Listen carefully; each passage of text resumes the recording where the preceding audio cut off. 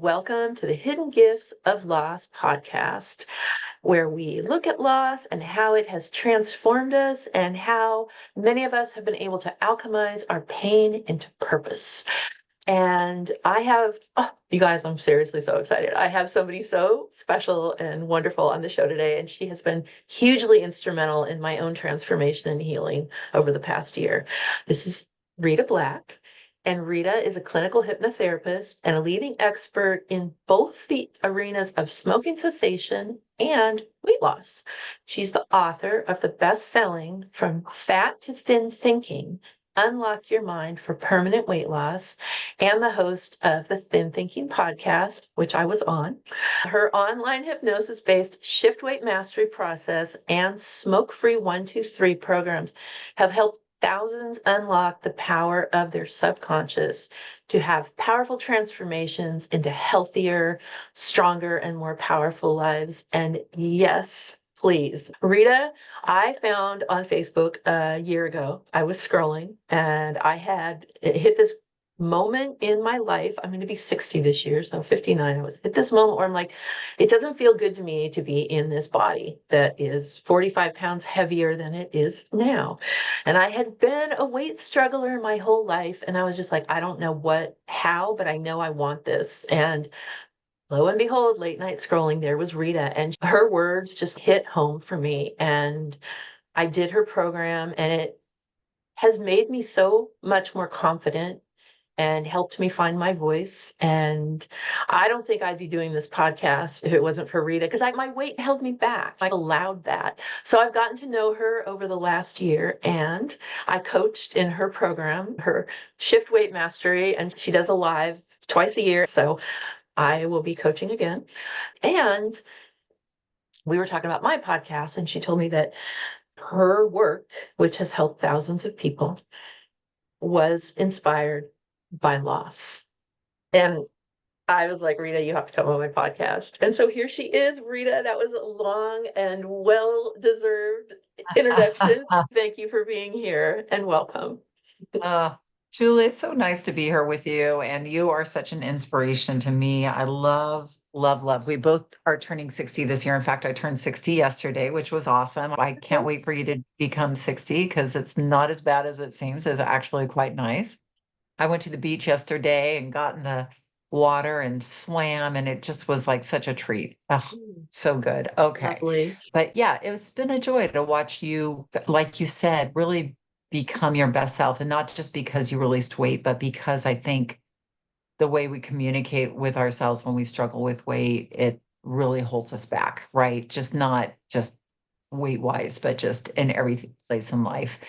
So to see you blossom and come out, and not that you were always very vivacious and your Julie self, but just for you to start to take risks, which I see a lot of people taking when they feel better about themselves and have a more powerful inner communication system. So it's such a joy. And I'm so excited that you are coaching this upcoming shift because you're an awesome coach. Yeah, no, totally. So where I was in my life, and Julie, I don't know how much of my story you actually know, but prior to becoming a clinical hypnotherapist, I was struggling for years and years with my own weight, and I was a former pack and a half a day smoker.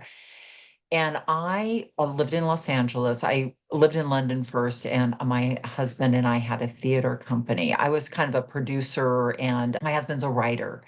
So he wrote plays, and we would produce them. We took things to Edinburgh. So I got used good at producing things and being in front too, because I would occasionally act.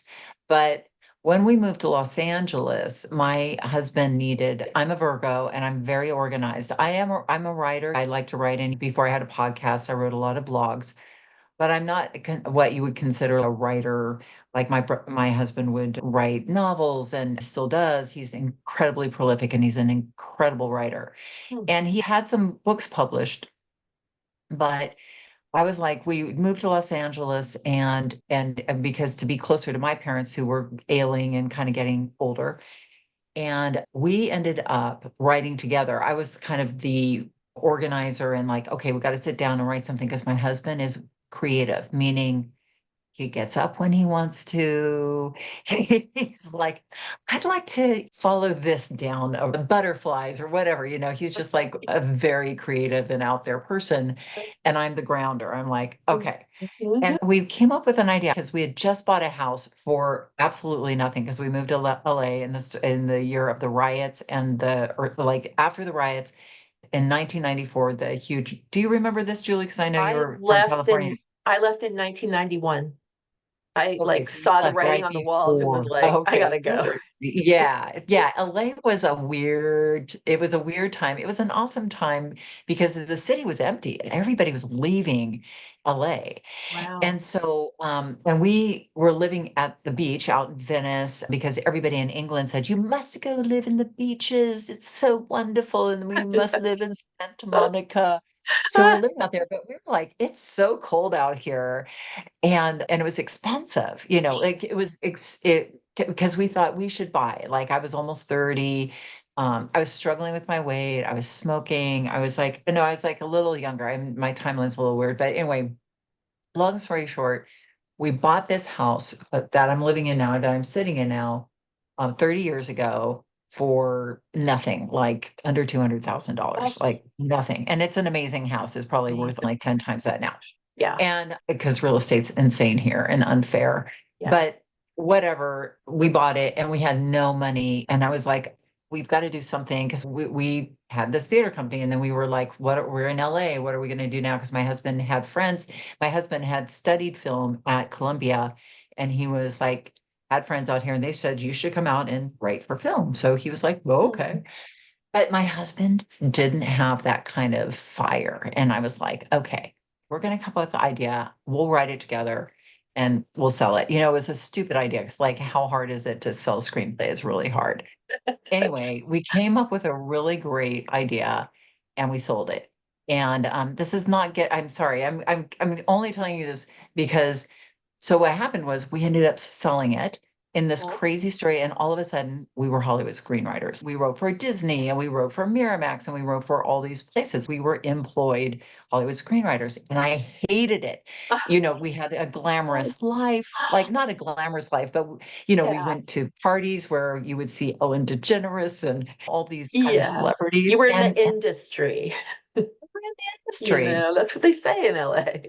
And I never felt worse about myself. Like I thought it was complete imposter syndrome. I was like, who am I to be living this? And it wasn't a great life. Being a writer in Hollywood, unless you are in the upper echelons, you work 7 days a week. You're like always having to pitch ideas and people reject you and they're like taking phone calls while you're telling them it was the worst. And every day I would like up and I go, please, universe, please give me another vocation. I don't know. I just want to make a difference with people and I want to make a difference, right? Well, at the same time, then here comes my hypnosis story. I quit smoking with hypnosis. And I was just like, it was like super crazy weird because I thought hypnosis was crock. I thought it was, but my friend did it and she was like, you should do this. And I was like, creepy guys with polyester suits are hypnotherapists. I'm not going to go let somebody run my mind. And no. And she's like, I quit in one session and I was a pack and a half a day smoker. It was so expensive. I spent all of my time outside smoking cigarettes. I was like, this is like a part-time job. I don't have the money like to be smoking Wow. anymore. So anyway, I went and I quit in one session and it was amazing. And it was like really cool because the guy was, when people are sent to you and they're just like this little gift from heaven. This guy was this old British Yes. guy. And I vibe with the Brits. Uh, And he was like literally 80 years old. And he was like a mentor. He was like, oh, this is how the mind works. And only 12% of your mind is the conscious mind that wants to quit smoking. The other 88% wants to keep riding smoking. Because I felt like I was such a loser. Everybody around me was quitting. I couldn't quit. I was like, what is wrong with me? And the same with my weight. I knew how to lose weight, but I was like, why can't I lose weight? And I didn't know. And you know this too, Julie, because you know everything about weight loss, but the other 88% is in the habit and the beliefs uh, of struggle, right? yep. So in that session, I stepped into a new identity, which was of a non-smoker. And I left and it was easy Oh, because that it was such a like amazing shift. So I left and I was a non-smoker, and then I started my own weight loss journey with hypnosis, and I released 40 pounds. So it was around that time it dawned on me that, oh, this is what I should be doing. I should do this. Now, this is where the grief and loss comes in. So at the same time this is going on, my mother got ovarian cancer and peritoneum cancer, and we got the diagnosis. And I also, God, the timeline is really weird, but I think I was pregnant too. So all these life Oh my things, God. these life things. So I started my practice. My daughter was born. I started my practice, and my mom was, she was in remission, I think, around this time. And so I started my practice. At the beginning of my practice, like anything you start, it wasn't easy. It was really hard. And I was just kind of seeing clients one on one. I didn't know exactly what I was doing. I know what I'd done and I was figuring it out for myself. I was starting to help people stop smoking as well. And it just took me a while to get my feet on the ground. But so this took a place over a couple of years. I was traveling up to Seattle to be with my mom, and what was horrible was my mom was, just to kind of backtrack, was a nutritionist. I mean, by education. She went to Berkeley, she studied nutrition, and she knew everything about weight management, but she was morbidly obese. Mhm. And so even though she knew how, but she was an emotional eater. So she knew what to do. Like there was a point in her life where she was average weight then, but then we moved to Seattle and she got depressed. She went through depression. She went through all these things, and then she became overweight and she could never lose the weight because of her emotional eating. And as a kid, it was really hard to watch her mom be overweight. At the same time, my father was a smoker. So I had an overweight mom, I had a smoker dad. And so both of them, and my dad hated it. And when I'd smoke, I'd go out in the garage with my dad. My dad and I have to go out the garage and have these meaningful Oh, conversations over cigarettes, of course. And my grandmother, who was also overweight, had ovarian cancer and had died. So like my mom was so upset that she got ovarian cancer, because she was like, it's like when you have a parent, because I watched her horror show when she was taking care of my grandmother. She's like, I'm a nutritious, like she would eat broccoli, like she was ate very healthfully, but she also was addicted to carbohydrates. So even though she was making healthy choices and eating vegetables. So when she got ovarian cancer, she was so mad at herself because she's like, I can't believe it. I ate broccoli and I mm, still got ovarian cancer. yeah. How could this happen? She was just so upset. Mm, And then we come to find out, like, that wasn't in the zeitgeist at the time, but being overweight is a huge precursor for cancer. Obviously, we know this now, and yeah. carbohydrates and all Mhm. inflammation, basically, right? My mother had horrible arthritis. My mother never exercised. So she was, by the time she was my age, 60, she was crippled with arthritis. So because the inflammation in her body was so bad. So all of this was going on for her, and she um, around, and I was still struggling with getting my program. Like I didn't have a program at the time, Julie. I was just seeing one-on-one. I was advertising because there was no, this was just the beginning of the internet, and there was Right. no Facebook didn't exist. There was Yeah. like, I had to advertise in the LA Times, which was really expensive. I was Wow. like, or in LA Weekly. You remember Uh-huh. because you grew I up in remember Southern the LA California. Weekly. Yep. Those were my sources of getting people. I went and spoke. I would speak at the Learning Annex. Like that was Uh-huh. how you like got it going, and brochures and stuff like this. This was Yep. the olden days, right? The old-fashioned days. Yeah. And then my mom died. And it was one of those things where I remember going to see her at Thanksgiving because I had a little baby. We had no money. I was flying back and forth, and I had a feeling this is the last time I'm going to see my mom. Hmm. And she was in hospice. Hmm. And I just remember holding her hand, and I was like, I put all the pieces of the puzzle together with like ovarian cancer and my own weight mastery journey, because I had released 40 pounds, and I was so proud of myself for that. And I don't know, when I was sitting with her, and I was really happy to be making a difference with my business, but I still felt like I wasn't there yet. And I felt like there's something more, there's something deeper that I could be doing, because the other side of the coin for being a hypnotherapist in the, when was this? This is the early 2000s, is that it was really expensive for people to come and see me because when you saw somebody one on one, and maybe any of your listeners who ever done hypnosis, it's like going to a therapist, you're spending a couple $100. Mhm. And living I worked in the middle of LA. So added on to that was having to drive to come and see me. And if you've ever struggled with your weight, the interesting thing about weight, and I had a mentor tell me this, she said, people who struggle with their weight don't spend money on themselves. So what would happen is people would come and maybe see me once or twice because weight management is layered. Yeah. And so it's not like smoking where, and I had developed a smoking cessation program where you could come, stop smoking and leave. So that was incredibly popular because it was cost effective. You come, you pay me some money and you left and you were a non-smoker and and it was successful. So people were coming to see me and then they would say, oh, my sister needs to lose weight. And then when I told the sister, yeah, we will do 6 to 10 sessions. Mhm. And they're like, oh, I can't afford to come and see you. Right. Yeah. So all of this, and my mom was always like, she had a very much a poverty mindset too. Like we kind of grew up, my Mhm. mother grew up in the deprivation era and all of that stuff. Yep. So all of this kind of came together at that time. And I was like, I need to create a program, one that's cost effective. Like, how can I make hypnosis like a weight program where people get this deep experience of transformation that kind of compounds on itself. They don't need me. They don't need to come and see me. They can do it from their home. It can be easy. There's a framework because people work really well with frameworks. The brain works really well with frameworks. So Mhm. I said, and it's got to be a journey. It can't be just like coming to see me once because the problem with that is you go away, you live your life, you have some success and failure, you come back, and it's a slow, lugubrious process rather than like a jump start, which is really what you need. Mhm. So right around that time. So I was grieving and I was like, Mm. and I had this little baby girl. I know you have a daughter too. She's a little Mhm. older than my daughter, right? And she's 28. Yeah. Yeah.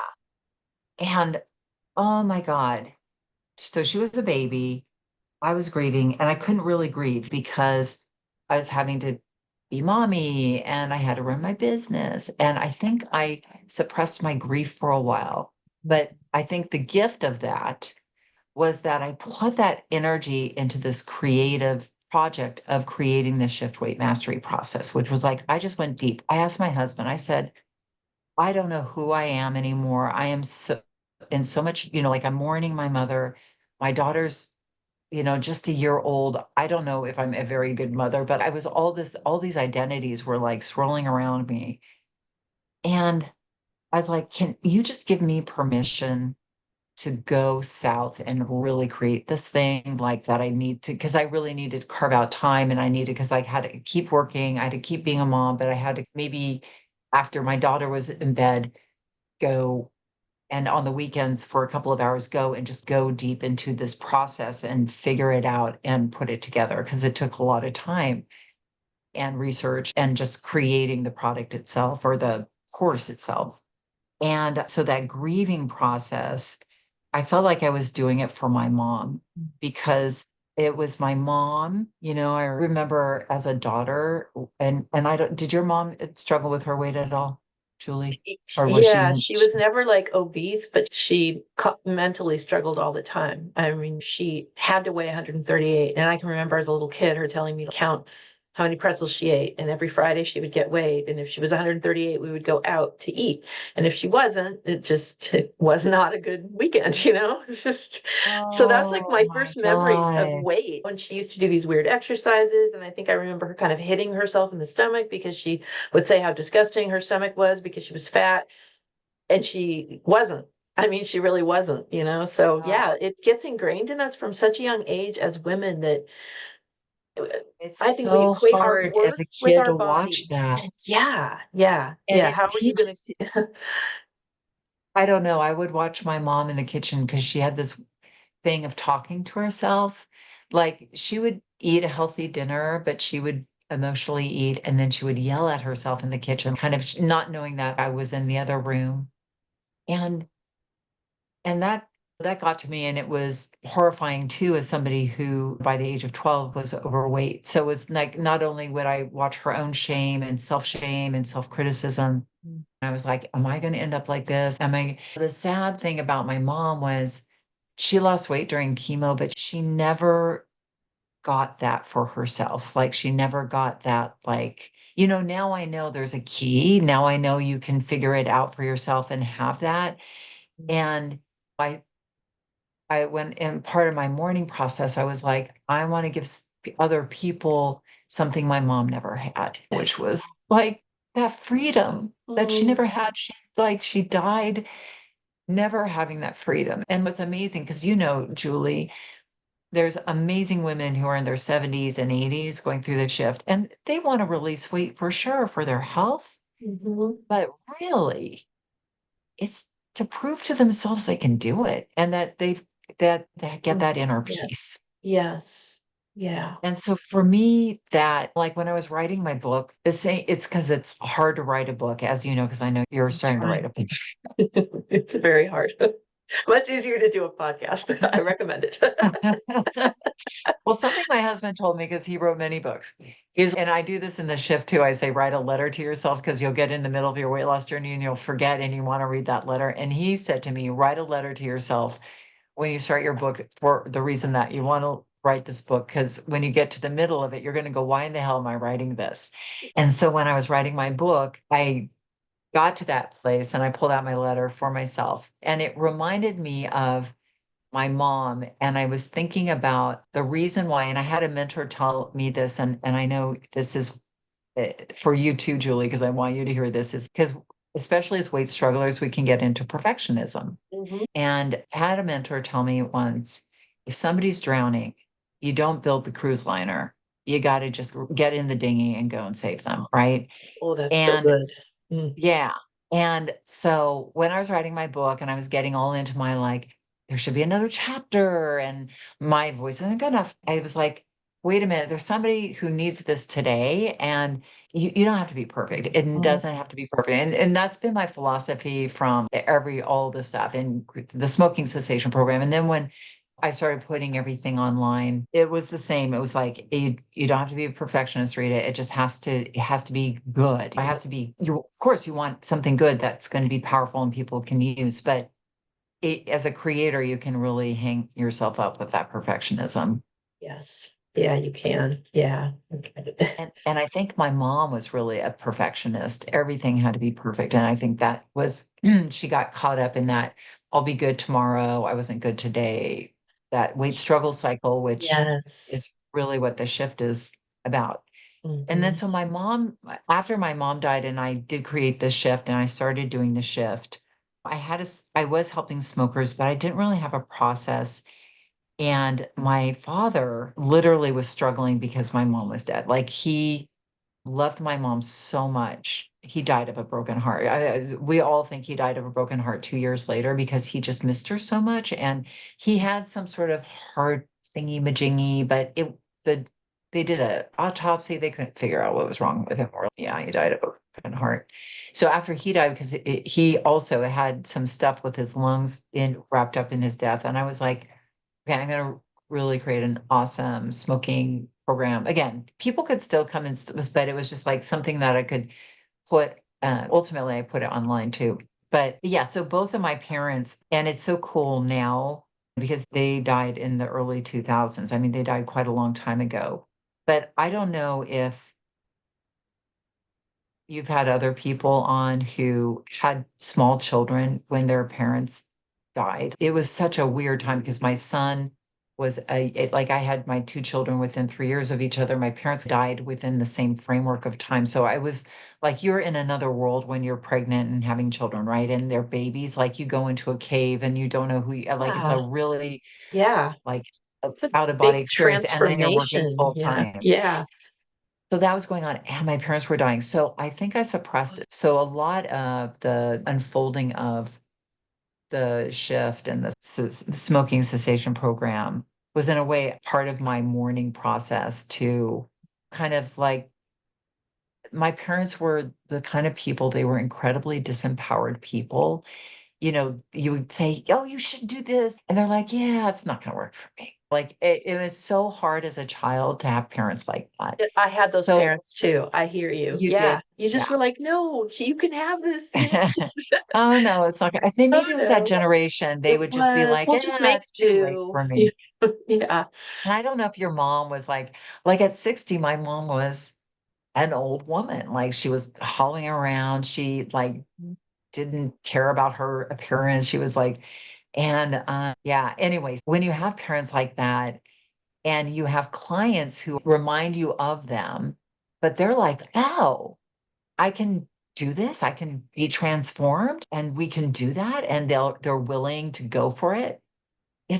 I think it's such a gift because their willingness to be, when somebody is people in your circle are like, I'm willing to go through that grieving process, or I'm willing to hear what you have to say and have that move me.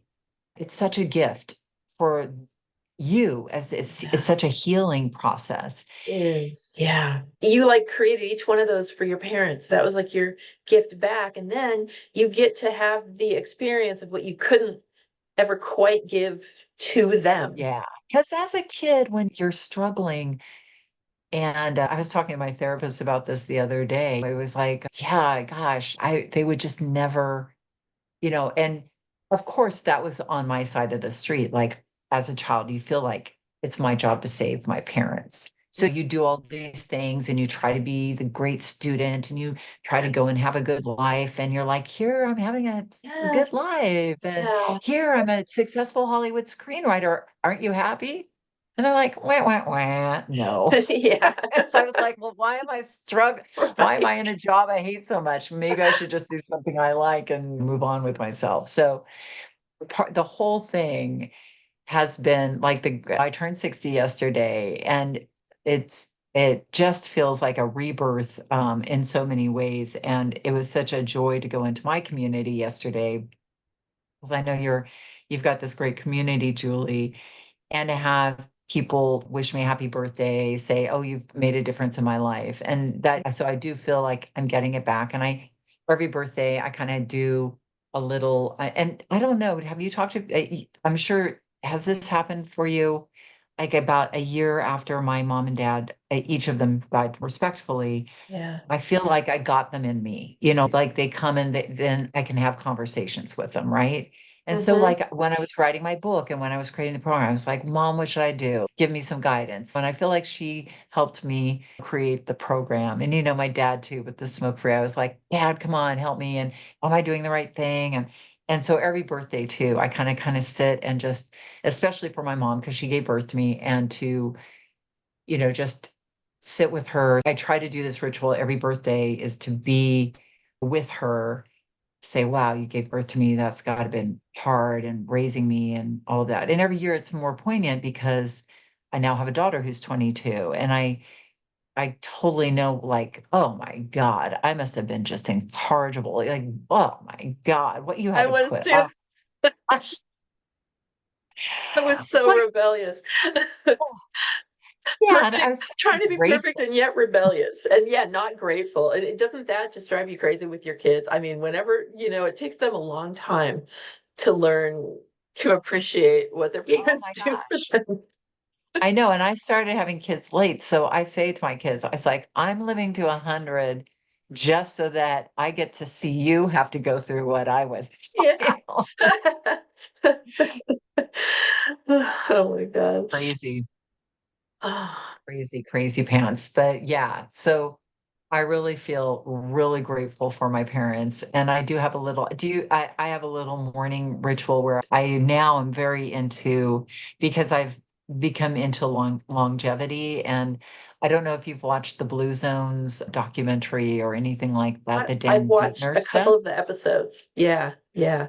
It's so good. I recommend it to everybody. But they go to Japan and to Okinawa, and there was this really cool guy sitting there, sitting in front of an altar of his his ancestors.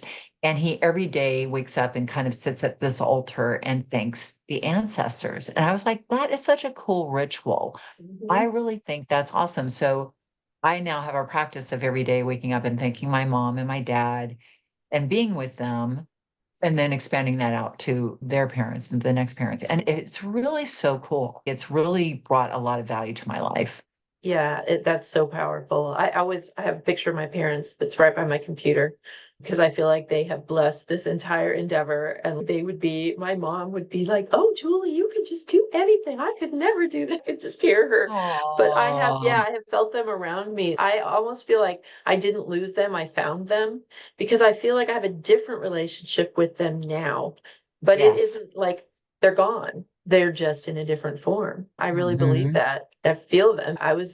Both of us were inspired by them and by the things that they maybe didn't have, right? That we Yeah. wanted to create. Yeah. It's so good. And I love that having an ancestor altar. It's being pagan, we always create an ancestor altar on Halloween, which is called Samhain.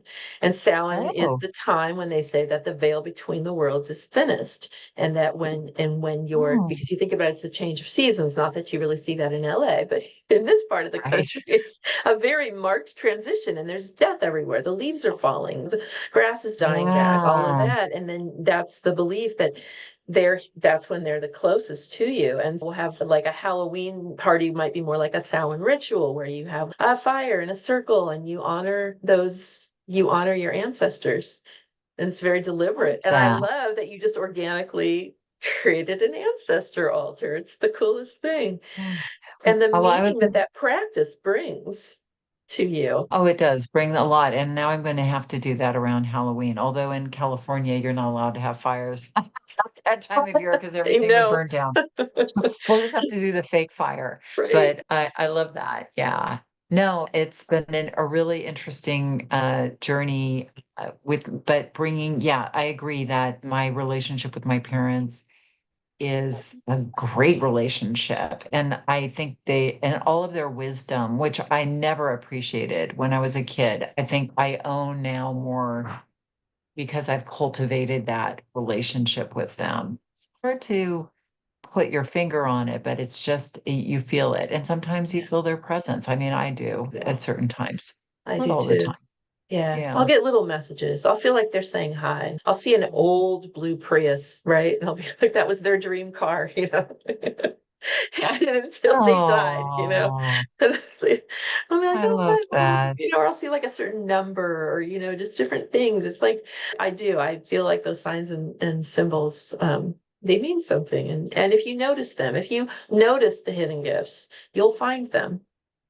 Yeah. Oh, very much so. Yes. My dear friend, her father died, and she keeps seeing these raven feathers, and she'll see them. We'll be biking, and she'll go, "Ah, stop."